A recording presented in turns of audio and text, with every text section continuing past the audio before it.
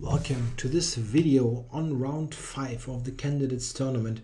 This is a new feature of the coverage because I got some comments on the videos for round 4 which really were tad long. I agree with that.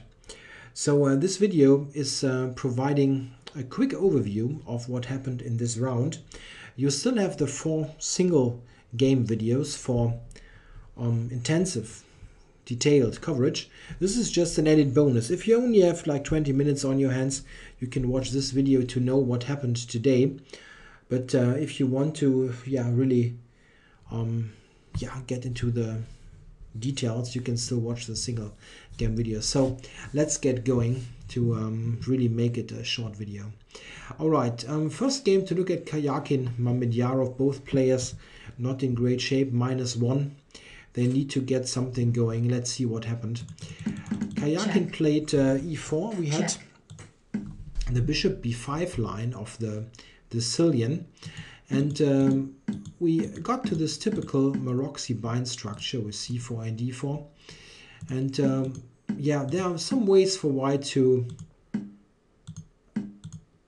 generate some play, mostly connected with keeping pieces on the board. Rook e1, c1, maybe f3, just keep pieces on the board. But Karjakin surprisingly goes for knight d5, after which Mamedyarov can exchange all the light pieces here, all the minor pieces, and get counterplay with b5. And it seems that this play that white has with coming rook e1 on the e-file and black's play against the pawn, it seems that this play more or less cancels each other out. White piled up on this weak pawn on e7, as we see, and black gets the counterplay against c4. White can take here, but at the end this will not lead to much. The c-pawn is simply too weak. And he tried to win the a-pawn, which Mamedyarov just gave away. But as a compensation, he got this active queen and active rook. And it turned out that black's counterplay is simply too big here. He can always attack here with this. And d5 is an additional weakness. There is simply nothing to do here besides trading off. That's just what they did. And after those moves, they agreed to a draw. Somewhat boring game, but in the longer video, you get some ideas in the opening phase to maybe, if you play this as white, to maintain a slight initiative. There are ways to maybe play it in a bit more aggressive fashion, and I'm trying to show this in the longer video. Not too exciting for the whole tournament standing. These games, both players stay on -1 and couldn't really improve. Okay, next game is Andreikin Anand. We have the leader Anand +2 against Andreikin, who is in bad shape. He already has lost 2 games, and he really needs a win badly, I think, to really get into the tournament. Let's see what happened here. The Berlin defense. Should Anand play something sharper to really I don't know, to fight the guy who's in bad shape? It's hard to tell. I mean, you can try for something sharper, but also you can get yourself into trouble with that. I think he's just going for a solid approach and hopes for Andreikin to just accept the battle in a way and not play a very drawish line. In fact, this is what he did. Andreikin played a solid line, this setup, which is certainly not very exciting, but it at least keeps some pieces on the board. It's not like a completely drawn position. We got some struggle on the queen side. White was trying with a4 and b4. Let's put this on the board. While black has a solid position in the center, and long term might can do something against this these pawns here. Bishop b7, knight e2, b6. This is all quite normal looking, and white tried to do something on the a file with a5. Yeah, Anand is just setting up a solid position and lets white enter on a7. He just believes that his position is solid enough, and this is probably true. He just played rook c8 to defend c7, rook a1, and now b5. And here's an interesting spot, the most one of the interesting spots in the game. Black now has a threat, really, and this is knight a4, something that white needs to attend to. If he plays a nothing move, then knight a4 is already getting tricky. Look at this. Here the rook is actually trapped. Something like that might easily happen. White needs to do something against knight a4, and he went for d4. Oops, he went for d4, a drastic solution. Queen b4 is actually my suggested improvement. I think this is easier to handle. But okay, d4, and here Anand got the e4 pawn in exchange for the c7 pawn. In the resulting structure, it seems that black has slightly the better chances. If you look at this, this bishop is just stronger than the knight. It has some potential to damage white's pawn structure, and the c pawn is also under fire by the queen. Can easily be improved with an attack by the rook. And after some more moves, we see that Anand simply has the more active position, and I believe that in the further course of the game, and this is exactly here, he could have set Andreikin really difficult problems, also noting that he had much more time on the clock. I think queen f1 here was was really making it difficult for white to defend. King g3 and then rook e8, intending rook e2. And after that, white needs to defend very, very accurately. And I believe this would have been very tough for Andreikin to manage with limited time. Anand, however, played rook b5. Also an attractive looking move. But white has a defense, and this is what Andreikin played. It's queen to d3. This is covering this critical square, and black now really does not have much else than to trade queens. You can keep the queens on the board if you like, but it's not really doing much. The white king will retreat, and then there's simply not much left to fight for. There's also c3 coming. So what black needed to do was to use this temporary problem of the king, and he didn't do it.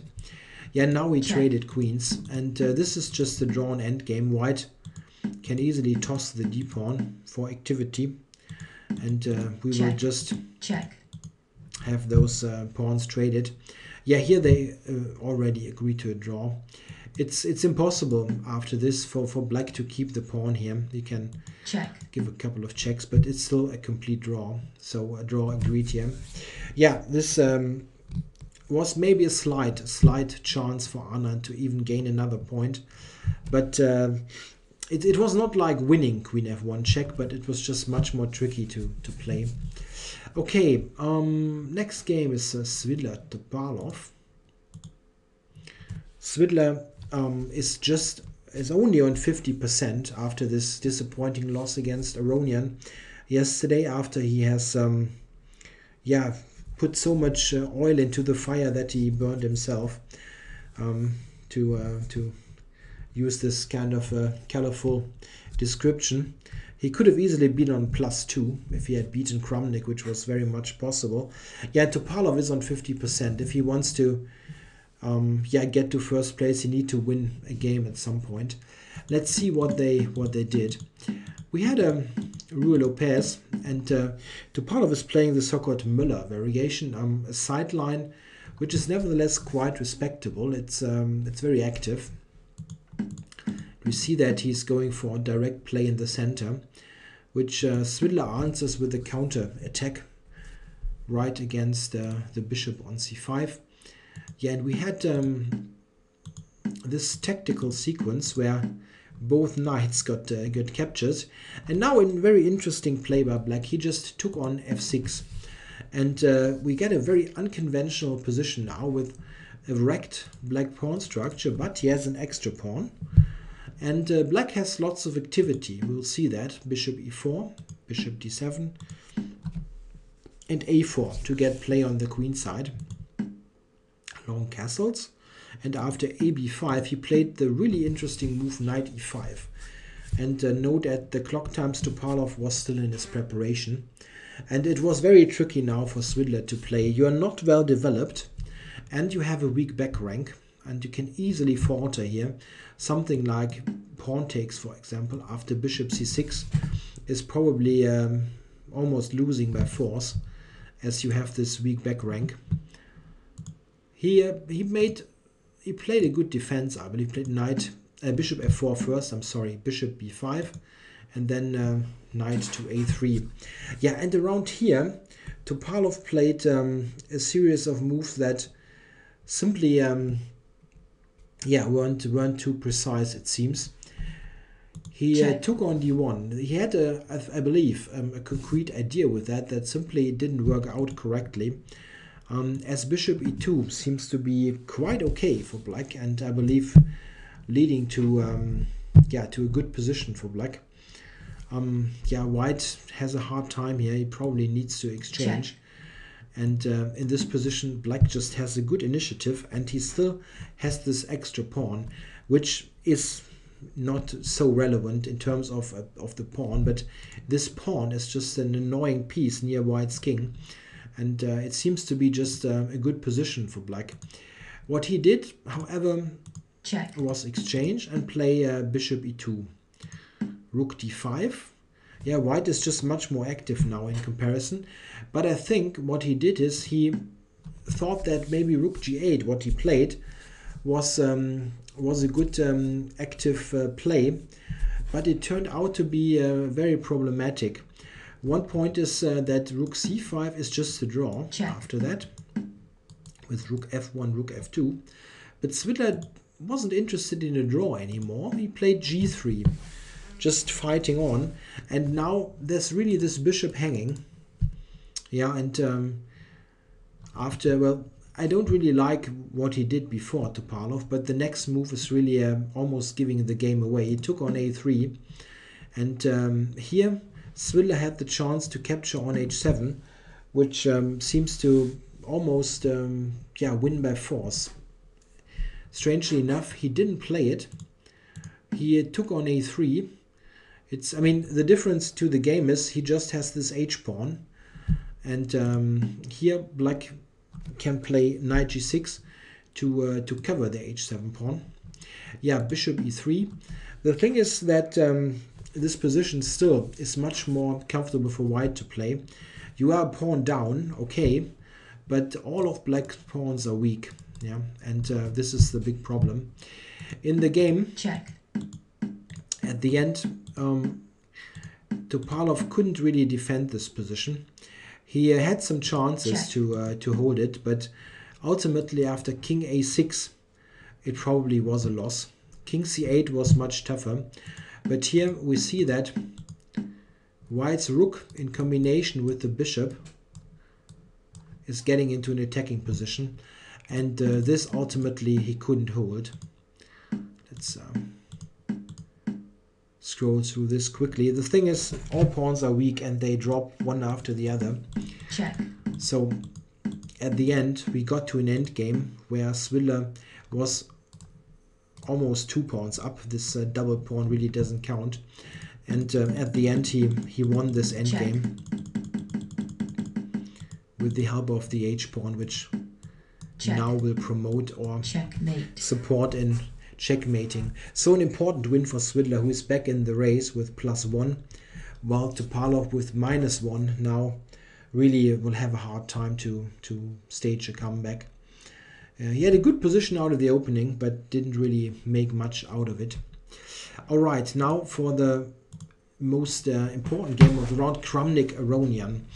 And a very complicated game, and it's very hard to to do this in 5 minutes, but I'm going to try. We had a Queen's Gambit, Queen's Indian type of structure. Kramnik is not going for a main line, but a line where many pieces are kept on the board. And this setup that he managed to get with knight on e5 and supported by those 2 pawns is very aggressive. White is going for a kingside play and kingside attack. Aronian played an excellent defense, c5, and with bishop b4 he intends to grab the knight and then get a knight to e4 himself. This is what happened. The knight retreated here, also to go to the king side, but Aronian now can use this central outpost. a3, bishop f8, and rook d1 was played. There's a funny possibility. If black plays f6 to kick the knight, white has queen takes e4, winning immediately. Very funny move. Check. That after this check wins check. 2 minor pieces. Yeah, that he didn't fall for. He played a6, a4, and after those moves, white managed to get in f5, trying to break open the f-file. A very dangerous attack in the making, but Aronian defends perfectly. g5, yeah, keeping the f-file closed. Knight g3, combating this knight, trying to get it exchanged. And now he played b5, Aronian did. Very good defense, I believe, intending the active deployment of the queen. White took, queen b6, and now played king h1. And the idea was shown in the game, king h1. He also could have taken on a6, but king h1 is just the more aggressive attacking move. Took on b5, and now white was able to break open this long diagonal. And this is, of course, of great importance, as this bishop now is becoming a very strong piece. Black couldn't take on d5 because of knight d7. Yeah, something like that will lead to a disaster. And well, this is also not possible. Knight g4 also loses outright. This also hangs. So he couldn't take on d5 and must accept this pawn to stay on the board. But black has a counterplay with e3. And yeah, Kramnik exchanges the defender with knight g4. And after h6, still a good move. g5 hangs, plays knight e4. And this is now very, very dangerous. In fact, black only has got 1 defense, and Aronian finds it. Really a great game. Played rook c2. And this is basically a queen sack. Check. Knight f6 check. And he needed to sacrifice the queen now to get e2 in. A great counterplay, forking both rooks. Yeah, Kramnik now must play very precisely, and he does so. He takes on g5. This is the most forceful move. You cannot play passively. You need to continue to attack. And here, in exactly this position, Aronian made a mistake. He played bishop takes d5. Instead, h takes g5 would have led to a draw. Check. After this check, king h7, white will lose 1 rook back, and he does not have enough attacking power. It is just a draw. Bishop d5, however, as Aronian played, after bishop takes check. h6, what Kramnik played, king h7, could have led to a loss, really, as Kramnik now could have played the move rook g1, and this would have won the game. After taking, queen takes, white is winning due to this double attack. And if black takes here, white just secures the rook and has a queen against 2 bishops. Black can still fight a bit, but at the end white will win this with the queen. Yeah, Kramnik decided to take on f8, and with this check. He by force got into check. this endgame which looks promising for white. He's got a pawn and an active king, but it turned out that it's just a draw. Aronian had enough counterplay against the b pawn, and he played it precisely, I believe. Check.